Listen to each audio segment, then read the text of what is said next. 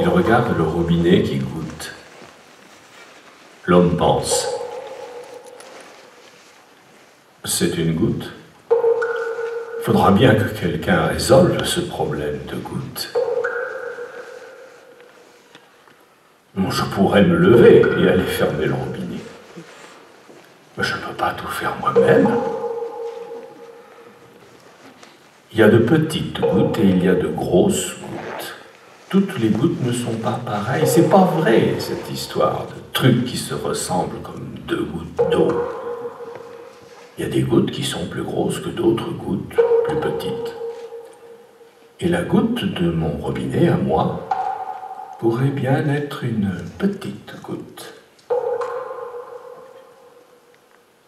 N'empêche que même quand il s'agit de petites gouttes, à un moment donné, le lavabo se remplit quand même.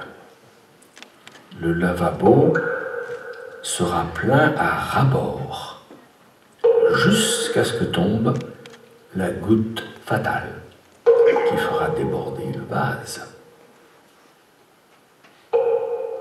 L'eau commencera à couler sur le sol, et alors j'aurai les pieds mouillés. Je pourrais les soulever pour éviter l'eau qui avance, mais ce ne serait qu'une solution temporaire.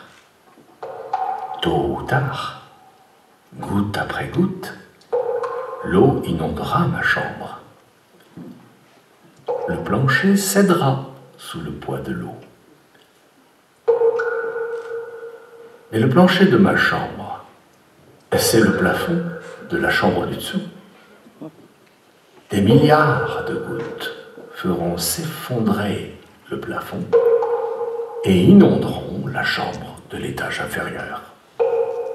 Et tous ces objets utiles et inutiles, et les gens qui y vivent. Ensuite, comme le robinet continuera inexorablement à fuir, le plancher de la chambre du dessous s'effondrera, et ce plancher, c'est le plafond de la chambre du dessous, qui sera envahi par l'eau, comme tous les objets utiles et inutiles qui s'y trouvent, et tous les gens qui y vivent.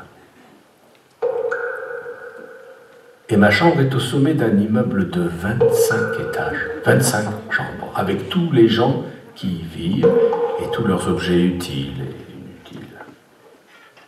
Les chambres s'effondreront l'une sur l'autre. Les ruines de mon immeuble seront ensevelies sous la vague d'une infinie quantité de gouttes. L'eau engloutira les décombres.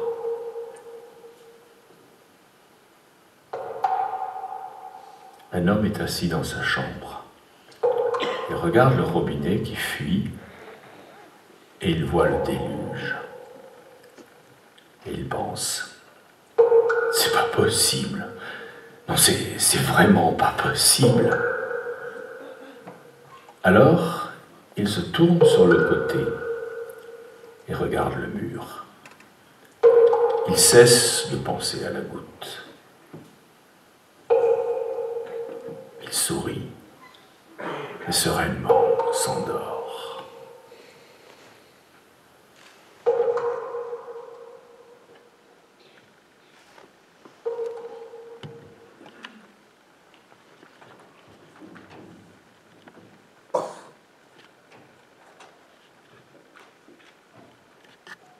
Il fut un temps imaginaire, un temps que les vieilles personnes rappellent souvent. Le temps où on laissait la clé sur la porte sans que personne ne vienne voler. Mais il fut un temps réel où il n'y avait pas de porte et où l'idée même de vol n'existait pas. Il fut un temps dans le petit pays où le petit maire s'en vint trouver le menuisier pour se faire construire une porte. Il mit un certain temps à lui expliquer à quoi ça devait ressembler.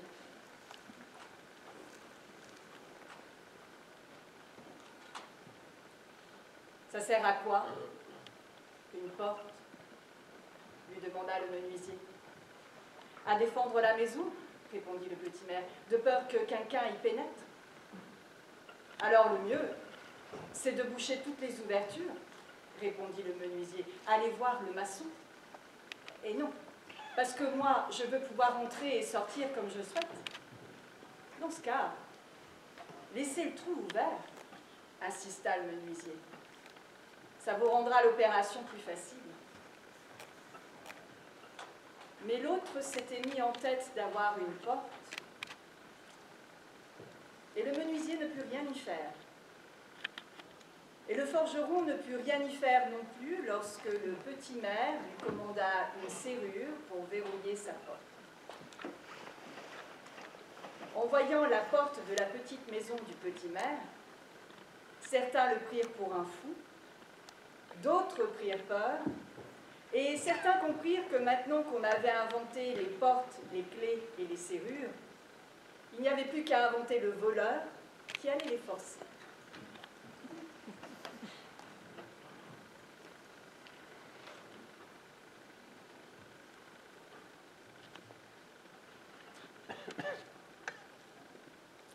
Chose qui advint la nuit suivante. Le petit pays était pourtant loin d'être un repère de brigands. Il n'avait pourtant connu aucun vol jusque-là. Mais le fait est que la peur des petits citoyens fit la fortune des forgerons et des menuisiers qui verrouillèrent toutes les maisons du petit pays. Il ne se passa guère de temps avant que dans les petits pays voisins, on en vienne à savoir que dans le petit pays, les gens vivaient barricadés, et que cela attire l'attention de voleurs étrangers qui imaginèrent des trésors immenses enfermés derrière ces portes puissantes. L'arrivée de tant de voleurs épouvanta les petits citoyens. Les portes et les barreaux aux fenêtres ne suffisaient plus. Ce n'était plus seulement leur maison qui était en danger, c'était le petit pays lui-même. Aussi votèrent-ils la construction d'un mur qui les défendrait des étrangers mal intentionnés. Le mur arrêta les voleurs, mais il attira l'attention de mercenaires organisés, troupes de soldats en quête de richesse. Qu'est-ce que les petits citoyens défendaient donc de si précieux? Le mur résista au premier assaut, mais il ne pourrait pas en supporter un autre. Alors, le mur devint une muraille avec des tours, des créneaux et des meurtrières. Un tel système de défense constituait une menace pour les petits pays voisins qui pensèrent que le petit pays s'équipait pour la guerre et qui décidèrent de l'attaquer avant d'être attaqué. Alors le petit pays arma ses petits citoyens et les disposa au sommet de la muraille. Les soldats des petits pays voisins étaient fort nombreux, mais les volontaires du petit pays étaient enragés et bien armés. Ils repoussèrent l'assaut. La guerre est un métier qui demande du courage, mais aussi de la science et de l'intelligence. Ainsi, les ennemis du petit pays mirent de nouvelles armes à l'étude, des canons puissants capables de détruire la grande muraille. Et le jour où cela arriva, si le petit pays ne tomba pas aux mains de ses ennemis, ce fut uniquement grâce à la ténacité des petits citoyens qui, voyant s'ouvrir une brèche, coururent démonter leurs portes et leurs fenêtres pour refermer la blessure. Dans les jours qui suivirent, ils élevèrent de plusieurs mètres leurs murs de défense et les rendirent si épais qu'ils devinrent impénétrables. Mais plus ils devenaient fortifiés, plus ils étaient visibles, attirant l'attention d'armées plus puissantes et venues de plus loin. Alors les petits citoyens démolirent leurs écoles et leurs maisons, leurs églises et leurs hôpitaux, leurs usines et leurs magasins pour se procurer de nouveaux matériaux de construction. Ils abandonnèrent les champs et armèrent les paysans. Bientôt, la seule occupation fut la défense du petit pays. Comment un pays si petit est-il devenu si puissant? Se demandaient tous les étrangers. Les armées arrivèrent de pays lointains et inconnus, contraignant les petits citoyens à élever encore le mur, à le rendre encore plus stable et plus impénétrable. Et pour le défendre, ils fondirent tous les métaux possibles, de l'argent à l'or, de l'acier au fer. Il était devenu impossible de voir une bague au doigt d'une femme ou une chaîne au cou d'un chien. Ce fut un grand sacrifice. Et les grandes murailles avaient tenu le coup. Les petits citoyens s'aperçurent qu'au loin, il n'y avait plus aucun signe d'armée en mouvement. La fortification était devenue tellement imposante que plus personne ne s'en approchait.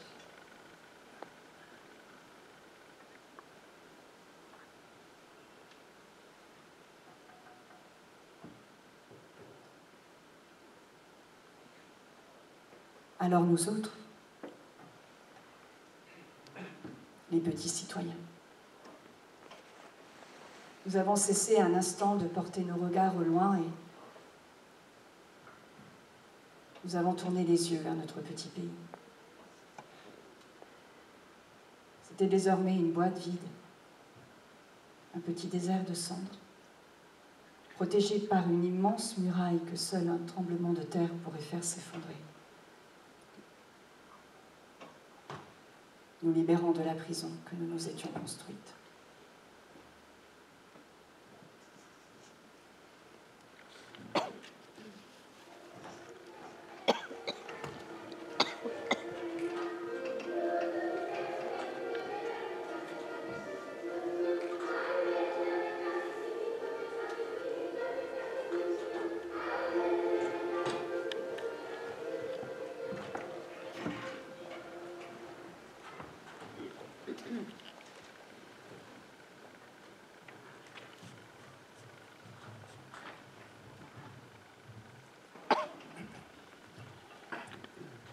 Mesdames, Messieurs, les circonstances qui...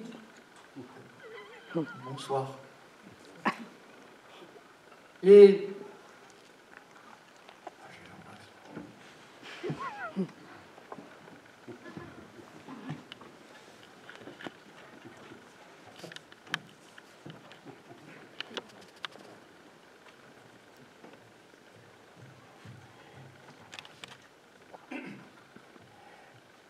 J'ai l'angoisse. Je tiens à dire tout de suite que ça n'a rien à voir avec la politique. C'est pas un truc lié au truc dans les infos ou aux journaux télécriminels qui font trembler le citoyen pendant qu'il avale son ragoût devant la nouvelle de la dernière mère tueuse qui étrangle son enfant et le met au congélateur.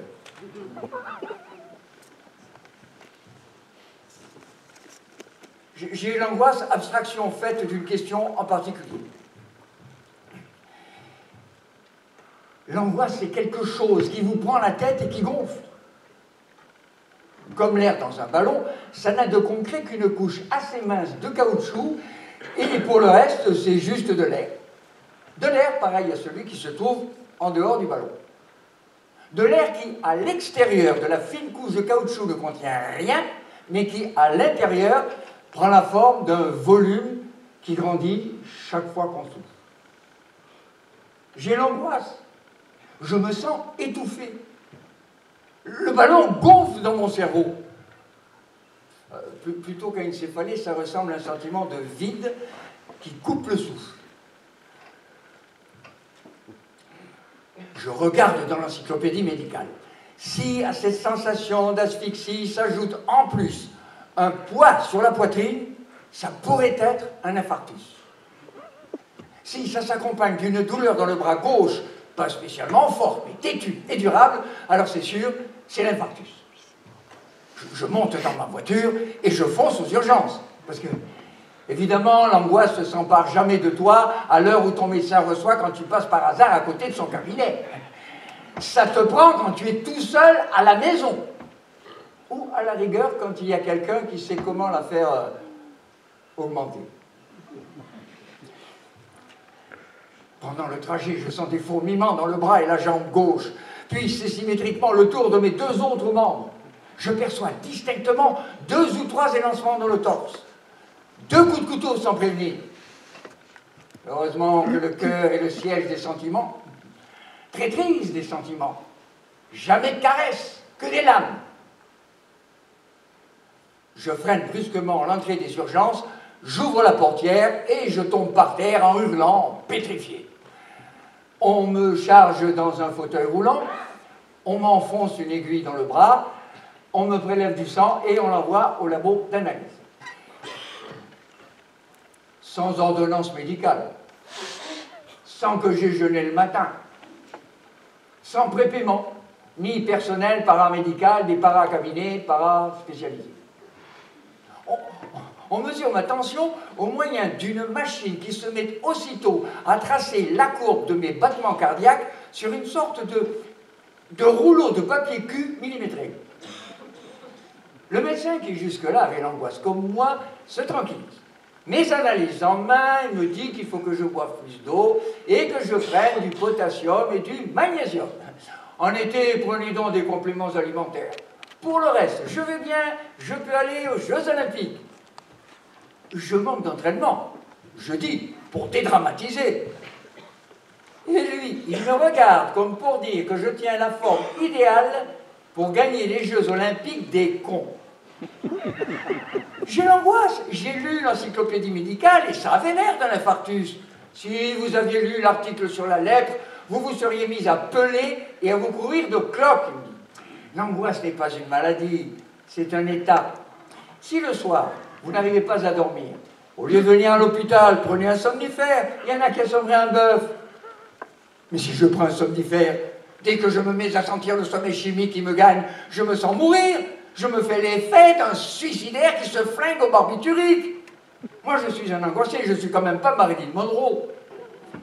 Pour un angoissé, le sommeil, c'est une espèce de répétition générale de la mort. Le médecin me dit, quand vous n'arrivez pas à dormir, regardez par la fenêtre et vous verrez les lumières éteintes dans les autres maisons. C'est la preuve que tout le monde dort. Moi, je réponds au docteur, dormir, c'est comme mourir. Je regarde par la fenêtre et la ville est un cimetière. En apparence. Mais le lendemain, tout le monde se lève, personne n'est mort, qui me dit. En apparence que je réponds. Mais ensuite, la nuit tombe et tout le monde regagne sa tombe. Les gens sont des vampires à l'envers. Dormir, c'est comme mourir. Même Shakespeare le dit qu'il me fait. Mourir, dormir, rêver peut-être. Bien sûr que je réponds. Et d'ailleurs, il ajoute peut-être, et à la fin, Shakespeare est mort aussi. Et maintenant, on peut toujours aller lui dire de ne pas s'en faire, que c'est juste de l'angoisse, que demain, il va se réveiller à côté de Répide et de Pirandello. Le médecin me dit, alors comptez les moutons. Mais je ne peux pas. Au début, ça m'apaise. Mais si je dépasse les 50, je me sens mourir, je me sens encerclé. 51, 52, 53, moi, je suis au milieu des gens, je suis angoissé, alors au milieu des moutons, tu parles. Et alors, restez éveillé, tôt ou tard, vous écroulerez, qui me dit. Et il me met dehors pour faire de la place à un type qui s'est coupé avec sa tronçonneuse. Vénard. Au moins, il perd du sang de quelque part. On arrête le sang et la maladie disparaît. Il n'a pas un ballon dans la tête, lui. Il se coupe la jambe et il passe devant tout le monde, là. C'est la rockstar des urgences. Je rentre chez moi et pour m'endormir, j'essaie de lire un livre. Il me faudrait un truc léger qui me vide la cervelle. Mais je ne peux quand même pas me mettre à lire Harry Potter juste parce que je suis allé aux urgences à cause d'un infarctus hystérique. Je suis angoissé. Pourquoi suis-je angoissé? À cause de l'avenir de mon fils? À cause du gouvernement et de sa dérive autoritaire? À cause des guerres, de la pollution, de la pauvreté? Ai-je une alternative? Un autre monde est-il possible? Ai-je mis le doigt sur la coupure de la tronçonneuse existentielle? Puis-je enfin trouver le médecin et lui dire « Le mal est là, mettez-moi un pansement, de la gaz, un plâtre ?» J'envie les camarades, là, les matisards de l'ancien temps, qui pendent Mussolini par les pieds sur le Piazzale et Loreto, qui le détestent et continuent à lui tirer des coups de feu dans la tête quand il est déjà mort, qui hurlent « Ordure d'assassin à lui et pétasse à la pétacci !» J'envie les anticommunistes viscéraux, les fascistes décomplexés, parce qu'ils se consolent en faisant le salut romain. Ils vont au lit et s'endorment en souriant, le bras tendu. J'envie les soldats qui ont un drapeau à honorer et 100 000 autres sur lequel cracher et tirer. Mais moi, par contre, je suis sans armes, je suis sans foi et sans drapeau. Moi, j'ai l'angoisse.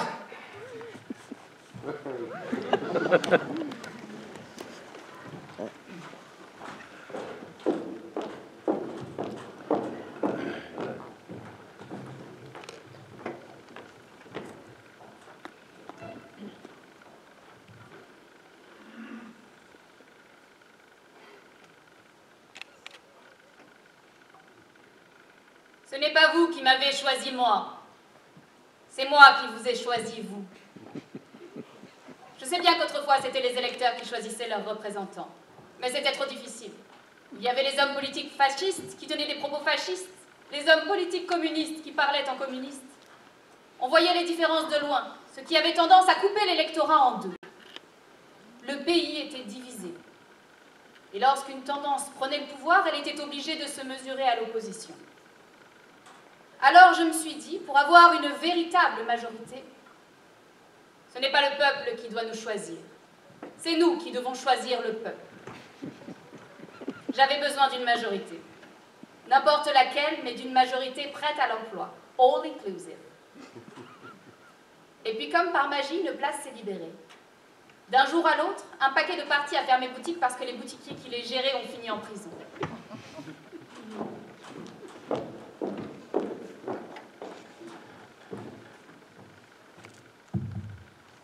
Citoyen, on t'a appris que tu ne devrais pas voler le pain. Le pain n'est bon que si on l'a gagné à la sueur de son front. On t'a dit que tout ce qui est volé est sale. Même la télévision le dit quand elle parle de la Camorra ou de la mafia, elle parle de l'argent sale. Mais quand un petit peu de cet argent atterrit dans ta poche, tu te rends bien compte qu'il n'est pas plus sale que l'autre. L'argent normal, l'argent gagné à la sueur de ton front. Et quand tu le sors de ta poche n'est pas moins propre qu'avant. Citoyen, qui donc peut bien t'avoir à raconter cette histoire de l'argent sale? Sache que c'est une métaphore, un truc de philosophe. Philosophe.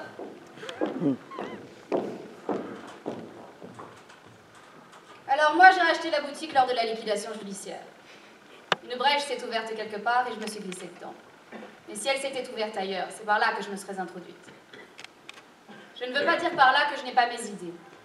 Moi aussi, quand je regarde des films américains, je suis pour les Indiens. Mais en politique, je suis obligée de choisir les cow-boys parce que la majorité, c'est eux. La justice, c'est un machin pour les films. Ça sert à émouvoir les blancs-becs au cinéma pendant que vous finissez leur pop-corn. Vous voulez de la liberté? Ne la demandez pas à votre gouvernement. Regardez plutôt un beau film. C'est comme tes gamins. Et à la piscine, on t'a dit de ne pas pisser dans l'eau parce qu'il y a une substance chimique qui réagit avec l'urine et la transforme en un liquide phosphorescent. Du coup, tu ne pisses pas parce que tu as honte à l'idée d'y passer pour un pisseux. Et puis un jour, tu as tellement envie.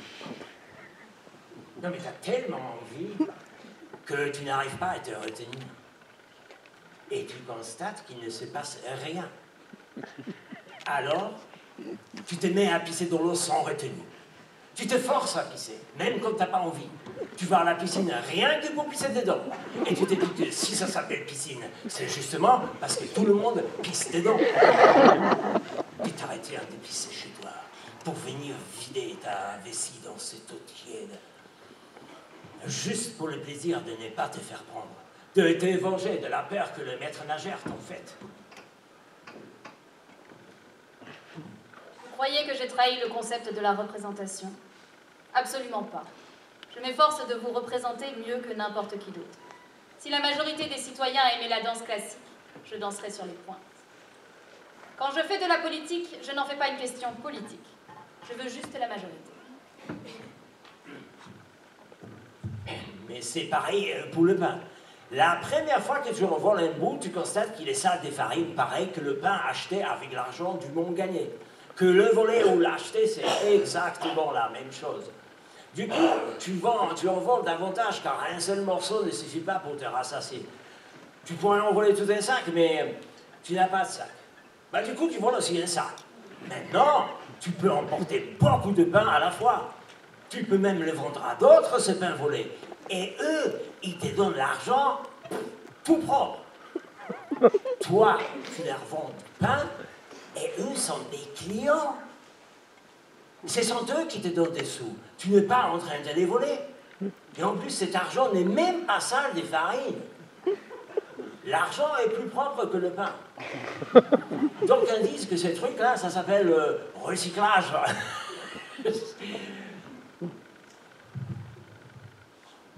Du coup, j'ai repensé à l'histoire du paysan qui doit faire traverser une rivière à sa chèvre, mais aussi à un chou et à un loup, et qui ne peut en embarquer qu'un à la fois. Il embarque la chèvre, il l'emmène de l'autre côté, puis il fait traverser le loup, il revient avec la chèvre, ensuite il fait traverser le chou, il le laisse à côté du loup qui ne le mange pas, et enfin il fait retraverser la chèvre. Mais vous croyez que le loup, quand il voit passer la chevrette, Il n'a pas envie de lui sauter dessus. Et la chèvre, quand elle pense au chou, elle en a la bave aux lèvres.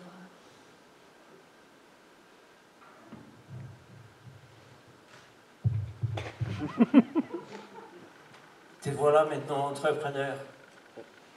La demande est importante, il faudrait que tu voles beaucoup de sacs de pain. Mais tu ne peux pas porter plus d'un sac à la fois. Du coup, tu voles un camion. Ce nouveau vol est plus facile que le premier car tu es maintenant un vrai professionnel. Si on t'avait regardé bien en face pendant que tu prenais ton premier morceau de pain, tu serais devenu tout rouge. Tu serais allé te confesser chez les curés ou chez les flics. Tu aurais souhaité finir en prison pour expier un crime. Mais maintenant, t'es culotté. Si on t'arrête, tu nies tout. Tu jures et tu parjures, tu vas même à la télé jurer que t'es quelqu'un d'honnête. Qu'on cherche à te coincer, que c'est une manœuvre de tes adversaires politiques. Maintenant, tu peux voler sans honte. Car tu ne le fais pas que pour toi. Sans ce camion, tu seras obligé de stopper tes affaires et bien des gens se retrouveraient sans pain. Le pain a été volé, mais il est quand même en mesure de nourrir des gens. Essayez donc de pousser ce paysan à se porter candidat. De le convaincre à descendre dans l'arène, comme on dit. S'il obtient la voix du loup, il n'aura pas celle de la chèvre. Si la chèvre vote pour lui, le chou ne le fera pas. Eh bien, moi, je vous dis, profitez du conflit. Le conflit naturel de la chaîne alimentaire. Faites traverser la chèvre. Apportez-lui le chou. Tournez le dos. Elle va le bouffer, vous aurez sa voix. Ensuite, ramenez-la au loup. L'air de rien.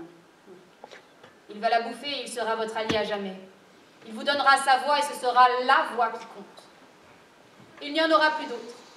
Vous aurez une majorité sans opposition.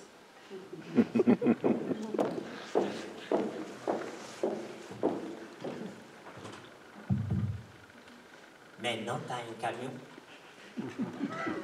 Mais quelques sacs de pain ne remplissent pas un camion. Du coup, tu es obligé de voler beaucoup plus de pain. Le souci, c'est qu'il n'est pas facile de remplir un véhicule aussi grand. Un sac, tu pourrais le remplir tout seul, mais là, il te faut de l'aide. Tu apprends à voler à quelqu'un d'autre.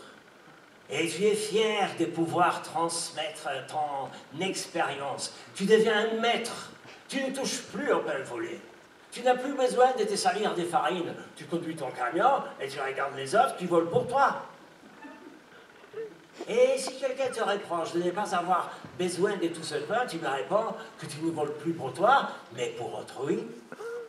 Que si tu t'en allais, tous ces voleurs se retrouveraient tout seuls. Ils se retrouveraient sans camion et sans pain.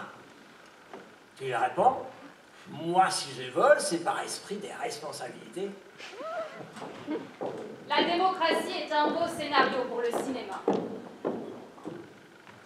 Dans la réalité, on ne peut pas mettre d'accord le loup, la chèvre et le chou. Ce sont des ennemis naturels. D'ailleurs, pourquoi dit-on ménager la chèvre et le chou? Parce que le loup n'a pas besoin d'être ménagé. Le loup est le plus fort.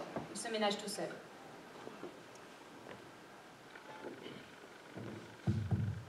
Un jour, tu arrêtes de conduire des camions parce que dorénavant, tu dois gérer une entreprise où il y a beaucoup de camions auxquels se sont rajoutés des trains, des bateaux.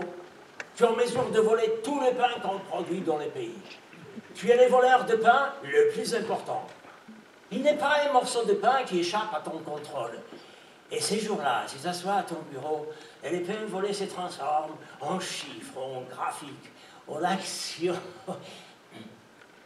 Tu prends le note au clavier sur un écran plat et tu travailles rapidement car tu as une famille qui t'attend. Tu rentres chez toi, chez ta femme et tes enfants qui regardent la télévision. Aux infos, ils expliquent qu'on ne peut pas concentrer tout le marché du pain dans les mains d'une seule personne. Ils en ont après toi. Ils disent que tu es un voleur. Mais toi, tu n'as rien à voir avec un voleur de poules qui ont toujours des mains qui puent le poulailler. Toi, tu as en costume et cravate, et tes mains, elles sentent bon le savon. Tu t'assois à table, tu prends un morceau de pain, tu l'avales et tu essayes de deviner d'où il vient. mais il n'y a pas de moyen de le savoir. Et de même que toi, tu ne peux pas le savoir, de même personne d'autre ne le peut. Et ça te rend heureux. C'est ça ton alibi. Le pain volé et le pain acheté ont exactement les mêmes goûts.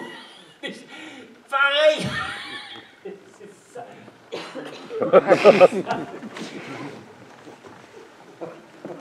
Alors, au lieu d'essayer de les mettre d'accord, faites-les s'égorger entre eux afin que le plus faible soit éliminé. Et vous, rangez-vous du côté du plus fort. Parce qu'en vérité, je vous le dis, ce n'est pas vous qui m'avez choisi moi, c'est moi qui vous ai choisi vous.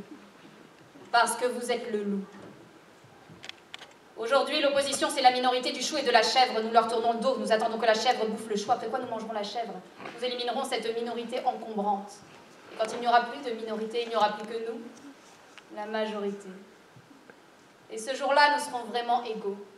Mieux encore, nous serons pareils, et même identiques. Ce jour-là, vous vous réveillerez. Vous vous regarderez dans le miroir. Et celui que vous verrez, ce sera moi.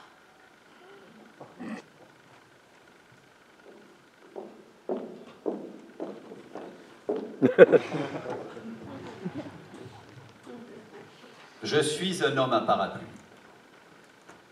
Devant moi, il y a un homme sans parapluie. Il pleut. Mais pourquoi est-ce qu'il pleut tout le temps? Pourquoi est-ce qu'il n'arrête pas de pleuvoir? Pour moi, ce n'est pas un problème, j'ai un parapluie. Mais lui, non. Lui, il est sans parapluie. Les gens à l'âme noble diront qu'il faudrait que je donne mon parapluie à cet homme sans parapluie. Mais dans une vision générale des choses, cela ne changerait rien. Il y aurait toujours un homme avec parapluie et un homme sans parapluie. À ceci près que celui qui se mouille, eh bien, ce serait moi. Le fait que j'ai un parapluie ne fait pas de moi quelqu'un de violent.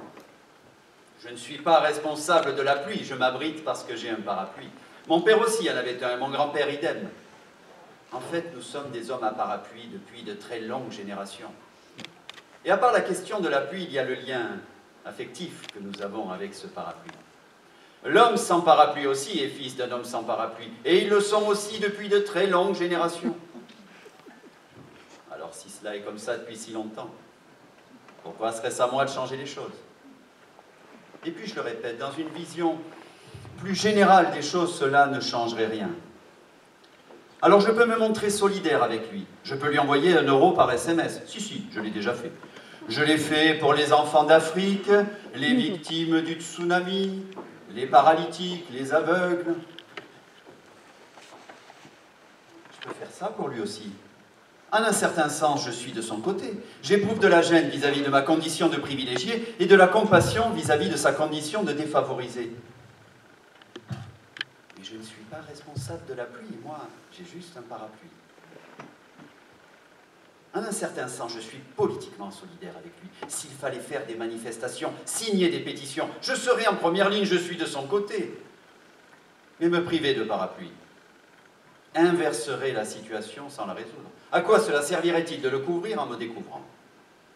Le monde ne change pas. C'est juste ta place dans ce monde qui change. Mais voilà que l'homme sans parapluie s'avance vers moi. Oh, je ne suis pas naïf. Je sais qu'il veut mon parapluie. Ma compréhension ne lui suffit pas. La compassion ne le protège pas de la pluie. Bien évidemment, il veut tout. Amour et parapluie. Mais je me défendrai. Il ferait la même chose, j'en ai la preuve. Si à ma place, il était disposé à me céder le parapluie en acceptant de rester sous la pluie, eh bien maintenant qu'il est dans cette situation, il devrait se dire tranquille. Au lieu de ça, il est en train de foncer sur moi pour exiger le parapluie. Il est évident que s'il en possédait un, il le garderait pour lui, et qu'il le défendrait comme je défends maintenant le mien. Je n'aime pas le conflit. Je suis un pacifiste. Alors je l'autorise à se mettre dessous. Ah non.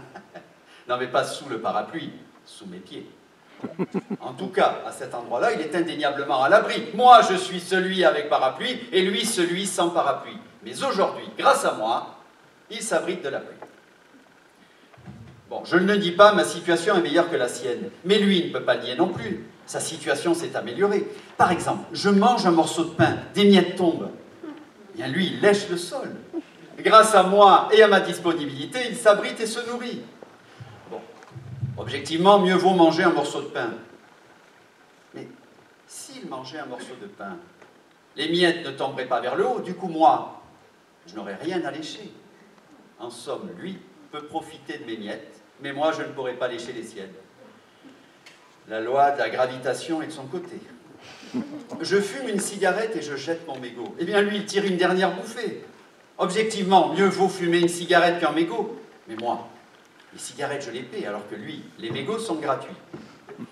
Alors, résumons, voulez-vous? Il s'abrite, mange et fume. Et en échange, il reste là-dessous à ne rien faire. Vu qu'il se trouve sous mes pieds, il pourrait me les masser, ce n'est pas grand-chose. Et vu que ça ne lui coûte rien de lécher le sol pour ramasser les miettes, il pourrait passer un petit coup de langue sur mes chaussures, comme ça, histoire de les faire briller. Vu qu'avec toute cette pluie, ils sont en train de se crotter. Je voudrais lui rappeler qu'il n'y a pas si longtemps, il était sous la pluie. Je voudrais lui rappeler que lui, c'était l'homme sans parapluie, mais qu'aujourd'hui, grâce à moi, sa condition s'est améliorée. Attention, je ne veux pas dire par là qu'il se la coule douce. Ce n'est pas amusant d'être en dessous. Mais objectivement, mieux vaut être sous mes pieds que sous la pluie. Et puis, je peux désormais l'affirmer, nous ne sommes plus l'homme au parapluie et l'homme sans parapluie, mais celui du dessus et celui du dessous. Celui du dessous se plaint. Il se plaint comme quand il était sous la pluie. Maintenant que je lui ai offert un abri, un tas de miettes et de mégots, il se plaint de nouveau. Il y a des gens comme ça qui n'arrêtent pas de se plaindre. Hein. Tu leur donnes le doigt, ils te prennent la main. Mais il veut quoi, celui du dessous? Il veut changer le monde. Ça ne lui va pas, la façon dont vont les choses. Mais le monde ne change pas. Ce qui change, c'est juste ta place dans ce monde. Sous mes pieds, sous la pluie. Je suis solidaire avec toi, je suis de ton côté. Je te l'ai prouvé, je t'ai accordé une place sous mes pieds. Tu te plains? Mais enfin, c'est toi qui t'abrites sous mes pieds, fume mes mégots et lèche mes miettes à mes frais. Mais si ça ne te convient pas, va-t'en sous la pluie. Ce n'est pas de ma faute s'il n'arrête pas de pleuvoir. Mais tu sais combien il y a de gens là dehors sous la pluie? Il y en a des centaines, peut-être plus d'un millier, peut-être plus d'un milliard même. Mais sous mes pieds, il n'y a pas de place pour tout le monde.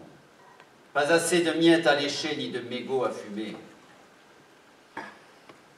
La situation devient complexe. Le danger est grand. Nous risquons de tous finir sous la pluie, nous qui avons un parapluie et ceux qui n'en ont pas. Alors je prie le constructeur suprême de parapluies, le grand facteur de parapluies, de cesser immédiatement la fabrication des parapluies et de se mettre à fabriquer des fusils. Des fusils pour nous, les hommes à parapluie, mais aussi des fusils pour les hommes sans parapluie, qui nous aideront à défendre notre parapluie contre tous les autres. Des braves qui accepteront, du moment qu'ils trouvent un abri, un tas de miettes et de mégots. Nous sommes des hommes à parapluie, mais aussi avec des fusils. La charrue trace le sillon, mais c'est l'épée qui le défend.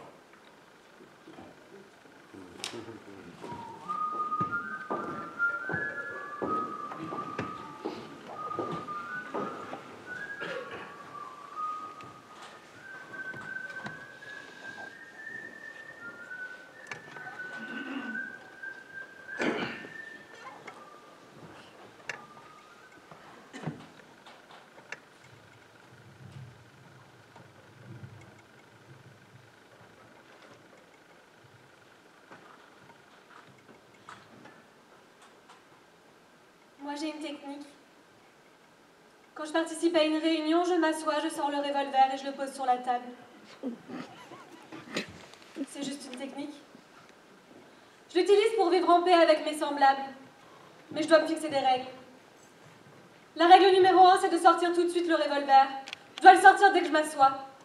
Il ne faudrait pas que quelqu'un ait pensé que si je le sors, c'est à cause de la tournure que prend la conversation. La règle numéro 2, c'est de ne jamais regarder le revolver. C'est une règle fondamentale. Autrement, quelqu'un pourrait penser que j'essaie d'appuyer mes propos par quelque forme d'intimidation, en lorgnant le revolver du coin de l'œil comme pour dire « faites gaffe, je vais tirer dans le tas ». Le revolver ne doit jamais faire l'objet d'une conversation. D'ailleurs, la règle numéro 3, c'est justement de ne jamais parler du revolver. Sinon, ça pourrait sembler redondant. Il y en aurait qui penseraient que si j'ai besoin de rappeler à autrui que j'ai un revolver, c'est justement parce que sans ce revolver, ce que je dis ne serait pas aussi convaincant. Bien entendu, mon silence à propos de ce revolver ne signifie pas que je ne pense pas au revolver. Tant il est vrai que la règle numéro 4, c'est justement de penser constamment au revolver.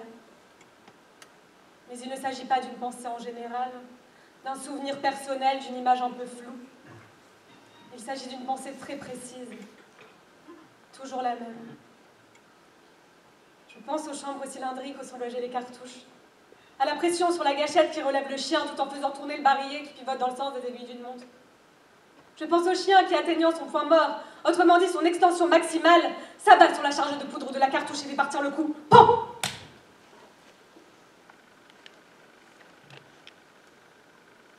Moi, j'ai une technique. Quand je participe à une réunion, je m'assois, je sors le revolver et je le pose sur la table. Bien entendu, certains pourraient croire qu'en dépit de mes règles, l'attention qu'on me porte découle exclusivement du revolver que j'exhibe au grand jour, bref, que mes interlocuteurs sont influencés par ce revolver. Alors pour qu'il n'y ait plus aucun doute, je me suis mise à le garder dans ma poche. Certains savent que j'ai un revolver, mais à mesure que le temps passe, je découvre de nouveaux interlocuteurs qui ignorent sa présence. Ma technique fonctionne quand même. Bien entendu, je suis obligée de modifier la première règle, ce qui signifie que je ne peux plus sortir le revolver aussitôt que je m'assois. Mais la règle numéro 1 n'a pas été totalement abolie. Simplement, je me borne à penser constamment au revolver que j'ai dans la poche. Je pourrais donc dire que j'ai une nouvelle technique. Quand je participe à une réunion, je m'assois et je pense au revolver. Pour le reste, rien ne change. Le fait d'avoir un revolver en poche sans être obligé de le sortir, pour moi, ça a été une révolution.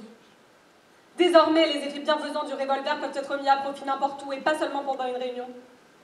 Sans jamais en parler, ni le regarder, je peux y penser constamment. Même quand je croise le voisin d'à côté, le colonel à la retraite, ou quand je vais au bar prendre un café, ou quand je parle avec mon mec. Moi, je me confronte à l'humanité, je la regarde bien en face. Je pense au revolver et une sorte de magie opère. Un changement dans ma perception du monde.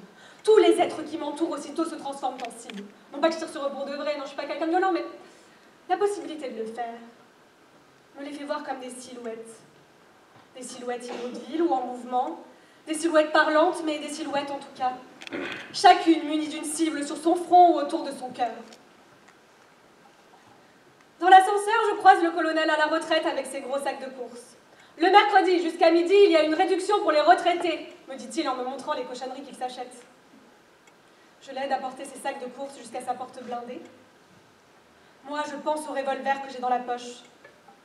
Je regarde la cible, je souris et je lui souhaite une bonne journée. Je vais au bar prendre un café. Le barman qui avait mis ses mains à tremper dans l'eau de l'évier et qui a une grosse tache marron sur sa chemise blanche me demande « Vous désirez ?» Moi, je pense au revolver que j'ai dans la poche. Je regarde la cible. Je souris et je lui dis « Un café serré, s'il vous plaît. » Mon mec me parle de sa calvitie naissante. Moi, je pense au revolver que j'ai dans la poche. Je souris et je lui masse le crâne. Si je ne sors pas le revolver que j'ai dans la poche pour tirer sur la cible, c'est juste parce que c'est mon choix. Mais la possibilité de le faire me procure un grand soulagement. Avoir une alternative. L'alternative de tirer sur le colonel à la retraite en le faisant exploser au milieu de ses cochonneries à moitié prix, de faire sauter la citrouille du barman, de tirer dans le crâne de mon mec. Un jour, j'ai fait une expérience. J'ai délibérément laissé le revolver dans le tiroir de ma table de chevet et je suis sortie de chez moi. Dans les escaliers, j'ai croisé le colonel à la retraite avec ses gros sacs de course. Il était en sueur. « L'ascenseur est en panne, disait-il. Pile aujourd'hui, un mercredi, le jour de mes grosses courses. » La sueur dégoulinait sur son visage gras. Sa chemise était maculée de sueur. 2 grosses taches sous ses aisselles et une sur son ventre. « L'ascenseur est en panne, disait-il. » Tandis que je cherchais une alternative sans la trouver. Sans revolver, il n'y a pas d'alternative. On doit faire la conversation. J'ai couru au bar, j'ai pensé, je vais prendre un café et ça va me passer. Le barman avait mis ses mains à tremper dans l'eau de vaisselle. Quand il m'a vu rentrer, il s'est essuyé ses mains sur son chemisier tout crasseux et il m'a demandé « Vous désirez un café ?» lui ai-je répondu comme si je lui posais la question, comme si c'était moi qui le lui proposais. Il a ouvert le lave-vaisselle et il en a retiré tout un tas de tasses toutes brûlantes. Il les a empilées sur la machine à café, lui a fait lâcher un petit jet de vapeur et d'une main encore toute mouillée, il m'a tendu la tasse.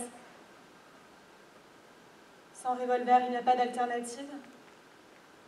On doit prendre un café. Je l'ai regardé en pensant aux chambres cylindriques où sont logées les cartouches, à la pression sur la gâchette qui relève le chien tout en faisant tourner le barillet qui pivote dans le sens des aiguilles d'une montre. J'ai pensé au chien qui, atteignant son point mort, autrement dit son extension maximale, s'abat sur la charge de poudre de la cartouche et fait partir le coup. Moi, je vous vois à la télé.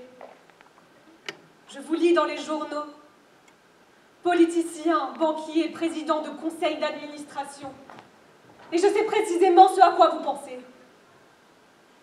Quelques discours que vous passiez, de la justice à l'immigration, de l'économie à la Constitution. Vous pensez tout le temps à la même chose. Le pistolet que vous avez dans la poche. C'est pour cette raison que vous nous regardez comme un tas de silhouettes. C'est pour cette raison que vous nous parlez à main armée.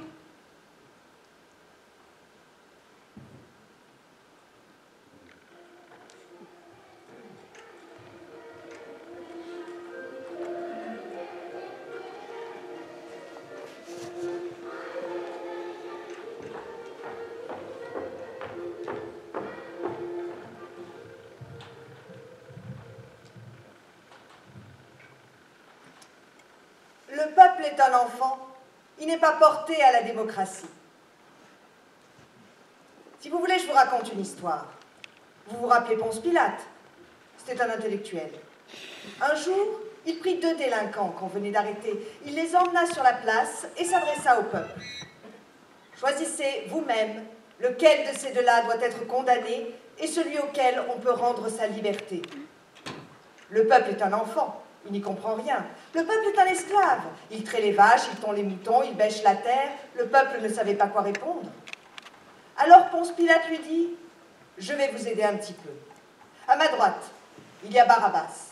Et à ma gauche, Jésus-Christ. Voilà. Maintenant, vous savez. Lequel voulez-vous condamner à mort ?» Le peuple est un enfant. Il va au stade, il écoute les chansonnettes, il regarde les nichons à la télé. Le peuple garda encore le silence.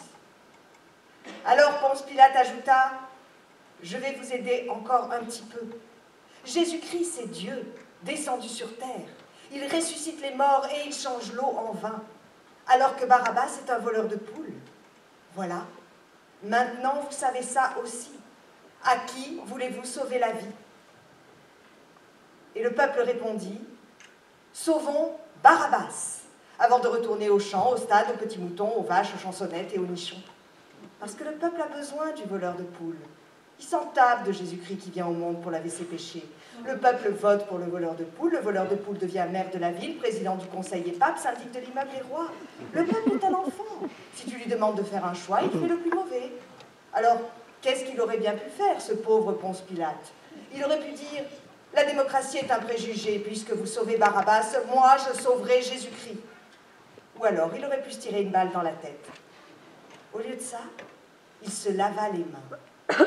Vous pigez ce que ce geste a d'extraordinaire.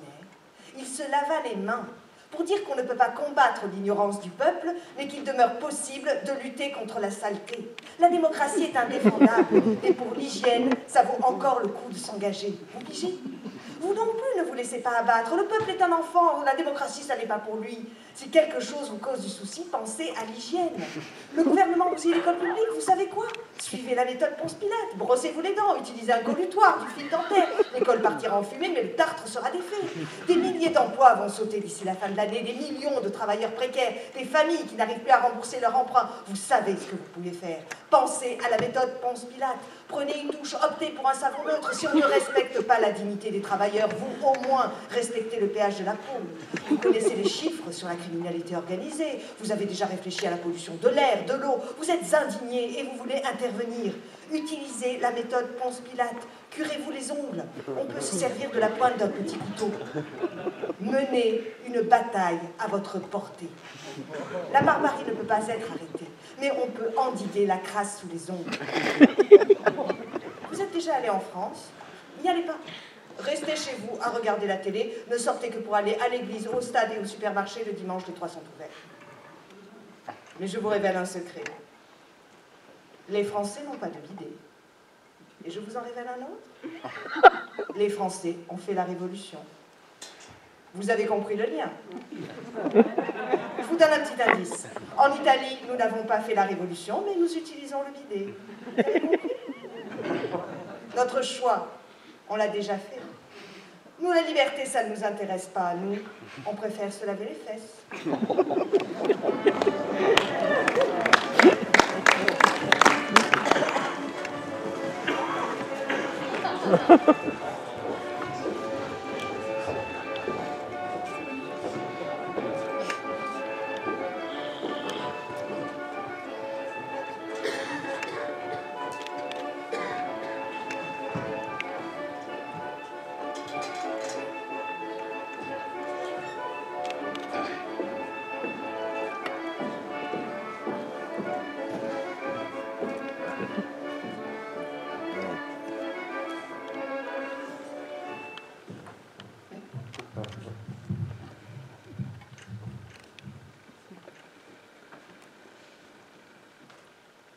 Chers et chers camarades, je tiens à vous appeler ainsi, bien que je sache que vous n'employez plus ces mots gracieux.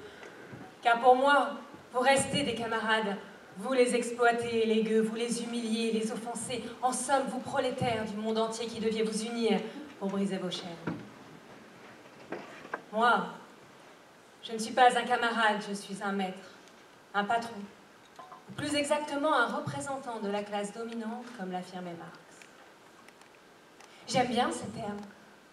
Le binôme hégémonie-subalternité est ô combien plus plaisant et plus scientifique que le couple maître-esclave qui fait un peu froid dans le dos.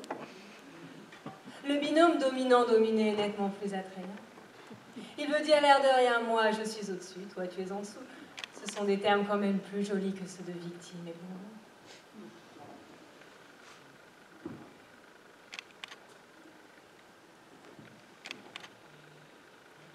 Chers et chers camarades, c'est vous qui nous avez tout appris. Après vous avoir exploité des siècles durant, après vous avoir appris à respecter la propriété privée, en vous faisant croire que la terre était à nous, en vous imposant de nous offrir la moitié de la récolte alors qu'en réalité nous vous volions la moitié de vos efforts, un jour nous vous avons chassé des champs et des ateliers pour vous entasser l'un sur l'autre dans les usines. Et c'est là que vous avez pris conscience et vous êtes rebellés. Vous avez mis des siècles, mais au bout du compte, vous avez réussi. Et c'est normal.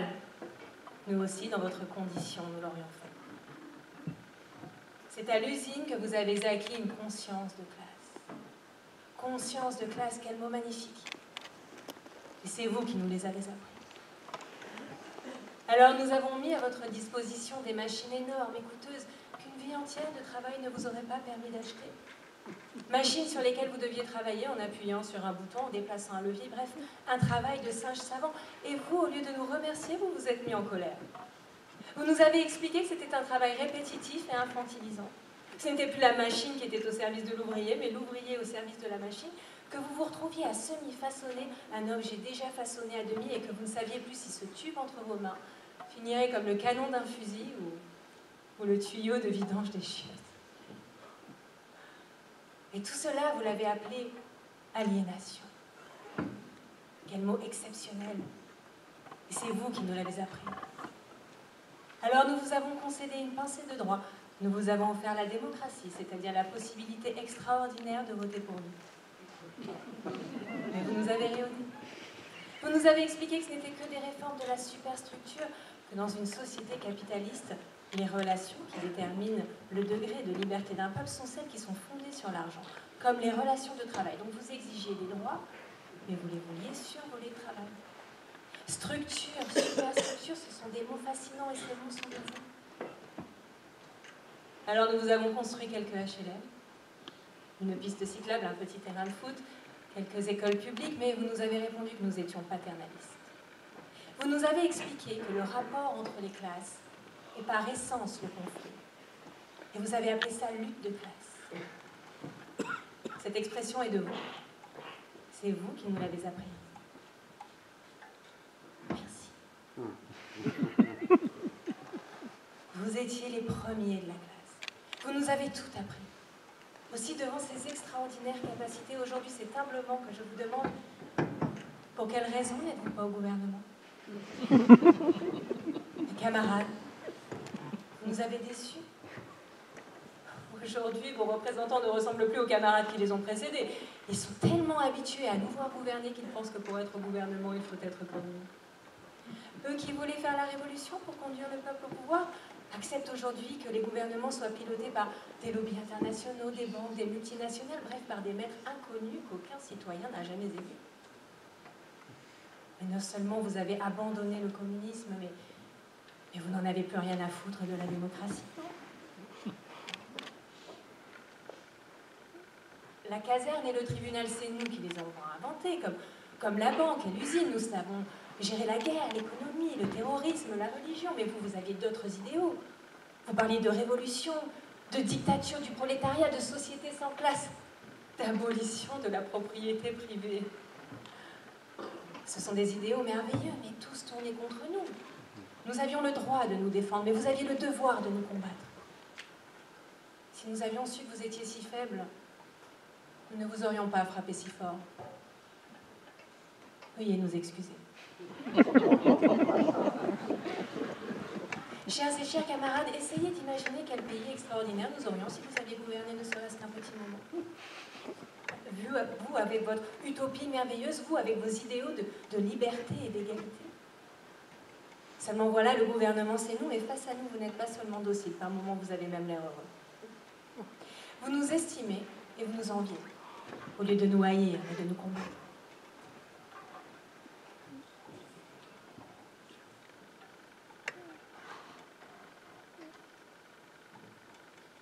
Pourtant, il y a vraiment eu un moment où j'ai cru que les choses allaient changer.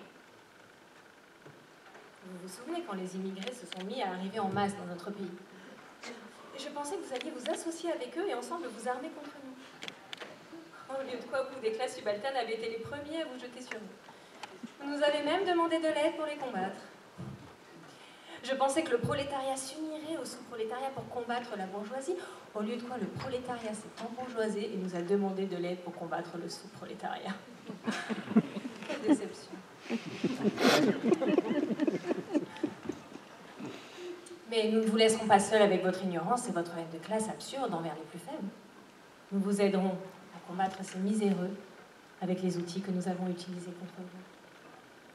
Arrêtez de les tabasser en pleine rue et de brûler leurs cahuètes, comme ça vous n'obtiendrez rien. Apportez-leur un téléphone portable, voire deux. Offrez-leur un lave-vaisselle, la télévision, pourquoi pas Internet. Donnez-leur la possibilité de contracter un prêt ou deux et de s'acheter à crédit une maisonnette et une fourgonnette. Vous les vaincrez par l'illusion. Pour combattre et domestiquer les pauvres, il faut les convaincre qu'ils sont riches. C'est ce que nous avons fait avec vous pour vous domestiquer. Ceci étant, chers et chers camarades, nous pouvons vous rendre un service. Je suis d'avis qu'un bon maître doit faire montre de gentillesse à l'égard de ses esclaves. C'est pour cela que nous serons plus sérieux et plus élégants que nos prédécesseurs. Comme je le dis souvent à mes sœurs, pour vous la mettre, soit votre respect, bien profond dans le cul. Ça sert à rien d'être mal élevé, il suffit d'un peu de patience et d'un doigt de vaseline. Et si les Martiens atterrissent, espérons qu'ils seront plus sérieux et plus fâchés que vous. Espérons qu'ils la feront, votre merveilleuse et utopique révolution. Celle dont vous n'arrivez même plus à rêver.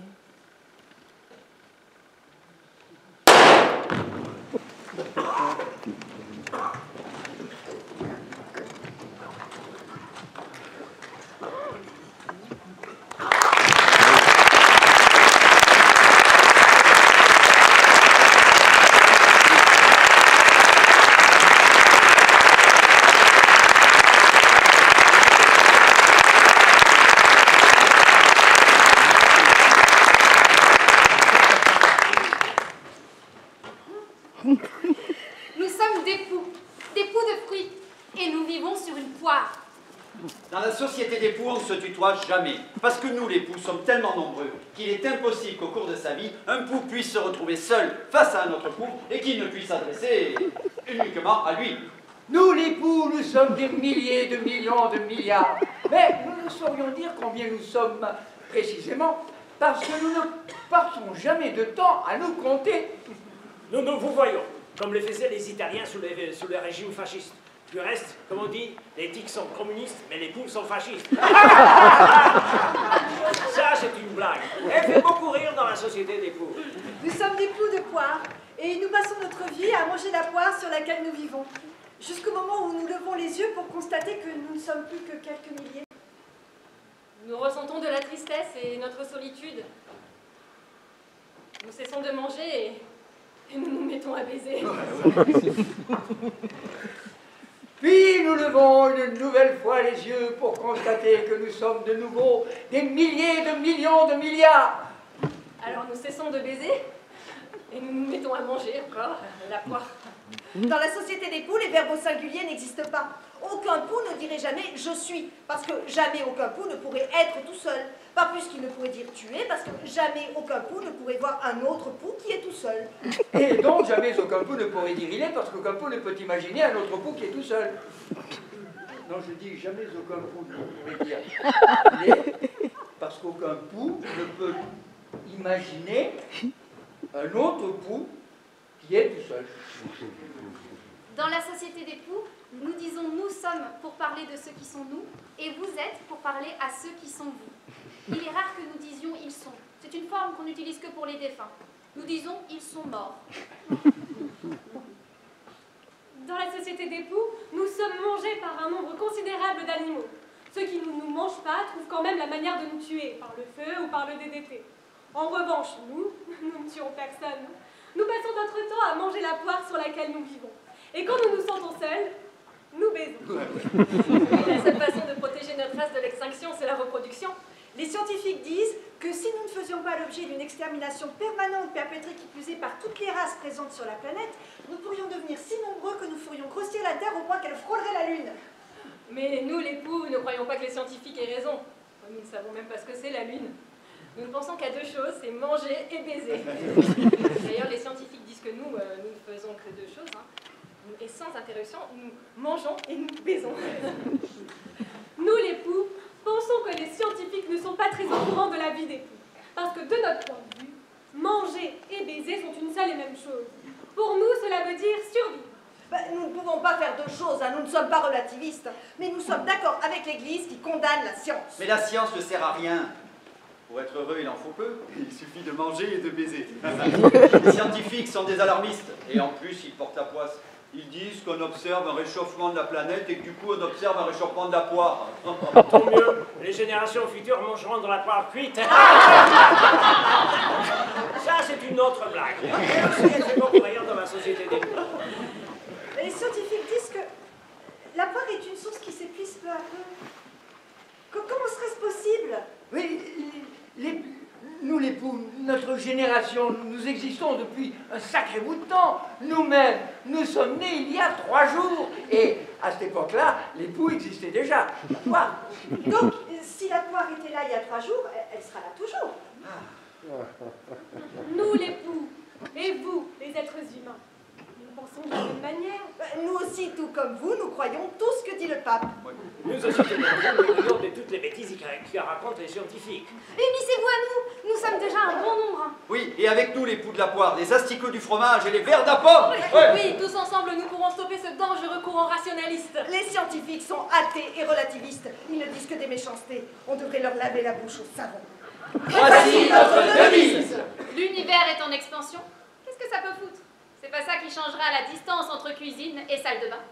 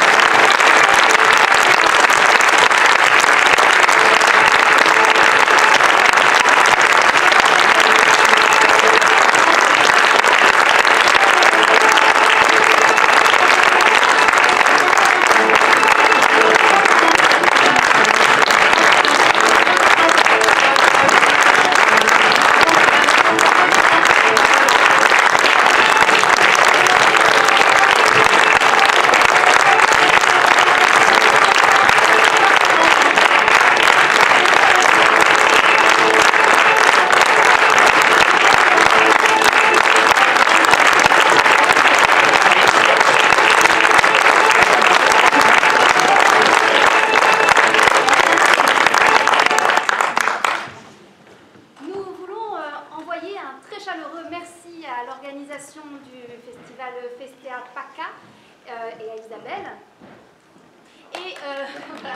Et remercier aussi tout aussi chaleureusement le Festéa National qui nous a fait un merveilleux accueil, ainsi que l'équipe technique qui s'est très bien occupée de nous. Nous sommes heureux de pouvoir échanger avec le public à l'issue de cette représentation, mais pour le moment, nous allons avoir la chance d'avoir une rencontre avec une comédienne, Marie-Pierre Gaillou, et on vous retrouvera peut-être après autour d'un verre pour échanger sur Discours à la Nation d'Ascanio Célestine.